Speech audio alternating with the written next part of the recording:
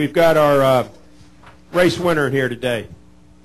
Denny Hamlin drives the number 11 FedEx Toyota, and this is his 4th win in the NASCAR Sprint Cup Series, his first win in 2008, first victory, 5th top 10 at Martinsville. Congratulations, Denny. How's it feel to win Martinsville Speedway?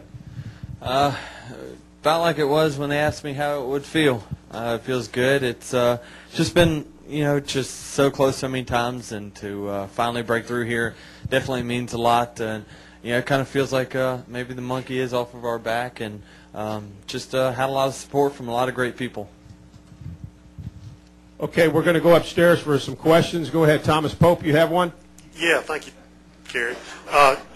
Denny, some of the older drivers that were in there before you talked about the younger guys who needed to learn some respect on the track and stuff. You've sort of been where they were real recently. Did you have any run-ins with any of the older drivers as you learn how to fill that role, and how do you learn how to have respect and still, show well for your boss out there at the same time? Well, you definitely it's a balancing act. I mean, you want to be aggressive at times, but it just seems like you can get away with being aggressive around some guys a little bit more than others. But you definitely try to set an example for some of the rookies that are coming in of how to race. I feel like I've done a good job of trying to stay out of trouble, avoiding contact with other drivers throughout my career, other than that one deal with Kyle. But other than that, it's been pretty easy. It's everyone's pretty much gave it a lot of room to each other. Kind of went through a segment there during the race where everyone was kind of running into each other, and it kind of put a damper on us. But it seemed like our car really performed in the long run, and that's where we beat those guys. Stay upstairs. Questions, go ahead.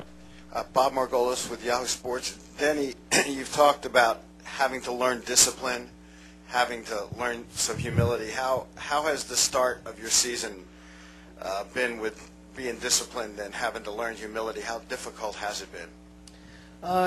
It's been difficult. I mean, it's hard to be patient when you get so close to winning so many races and something bad happens, or things just don't work out in your favor at the end, and you end up losing a win.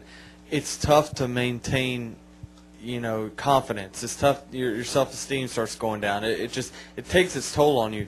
And last week was just like, how many times do we have to go through this? Because the previous week at Atlanta, I felt like, as soon as we got the second behind Kyle, we had power steering issues. So I felt like we had, a chance to probably win 3 in a row here, but just the first 2 races just had a lot of problems. And, a lot of things, goes to the guys at TRD to help support us at Joe Gibbs Racing to try to get our issues worked out. They don't have to. That's issues within our race team that we had, and for them to kind of take a lead role and say that they would do whatever it took to help us, fix the problems. That goes a long way, and that's what you look for in a manufacturer from those guys. And I couldn't be prouder to be with them. Stay upstairs. Go ahead. David Poole, Charlotte Observer. Denny, Mike was telling us that the decision to make the pit at the middle of the race, where you pitted sort of out of sequence, was kind of you were on the commitment line and had no sense to actually come in because you had to, but that kind of got you behind. How hard is that to make patience? Is it when you do something like that? Is it like, oh Lord, here we go again? It sure was, and it's just a situation where we got the lead. I thought we had more laps on our tires than what we actually did. And, when we took the lead from the 48, the caution came out at a time where I thought, sure, everyone's going to pit. And he says, if guys peel off behind you, go ahead and pit. I saw the 48 or the 24 kind of make a move to the inside, so I assumed he was going to pit. And when he pulled back up on the racetrack, I just waited and looked in my mirror to see if anybody else was going to pit, and nobody did.